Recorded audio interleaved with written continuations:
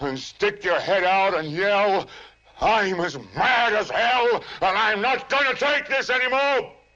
I'm as mad as hell, and I'm not gonna take this anymore! I'm as mad as hell, and I'm not gonna take this anymore! Very angry words uttered by Howard Beale in Network, a black comedy film that won major prizes. Are you similarly angry? If not, you should be. Freedom is slavery. Ignorance is strength. War is peace. With the compliments of the Ministry of Truth. George Orwell, 1984. Do these slogans sound familiar? If you imagine that such madness exists only in an Orwellian nightmarish world, you will need to reconsider, particularly when you hear phrases like friendly fire, which was first used by American television and subsequently by all world televisions. The phrase refers to armies mistakenly killing their own soldiers. They are said to be killed by friendly fire.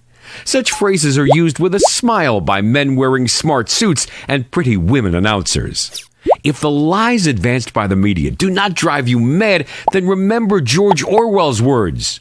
Only the proletariat have retained their mental faculties, and they have not understood the great mass of rubbish and lies they are fed. They swallow it like a finch swallowing a corn seed, but discharge it without digesting it. The overwhelming majority of the world population are just like this little bird.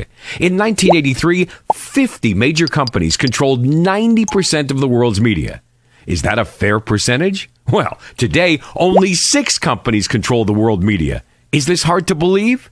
People tend to think that companies like Fox, Wall Street Journal, New York Post are independent, but they all belong to News Corp. In short, we may say that CBS, Time Warner, Viacom, Disney, News Corp, and GE control 90% of the world media.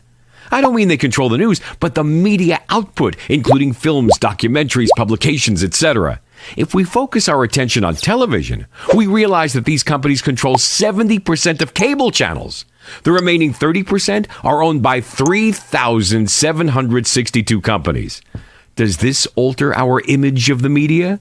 Those major companies make annual profits in excess of $250 billion. No wonder that when AOL paid as much as $162 billion to buy Time Warner, the figure is more than 6 times the amount approved by Congress for reconstruction in Iraq. In the United States, there are 232 media executives who control what all 277 million Americans receive on the media.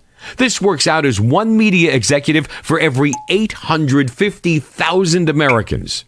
Are you interested to know under whom you happen to be? We're not trying to persuade you to turn a deaf ear and a blind eye to the media, or to answer the lies and fabrications that the media circulate day and night. Since lies will never stop, answering them is an endless exercise. However, they accuse Islam of humiliating women when sexual harassment and rape are ever increasing in the Western world, which boasts of being progressive and civilized. They level at Islam the charge of ill-treating wives, when many a talk show in Europe and the U.S. give airtime to women with black eyes caused by a husband or a boyfriend. Each time the story is followed by a stereotype discussion that yields no results. Yet the notion prevails that Muslim women are badly treated.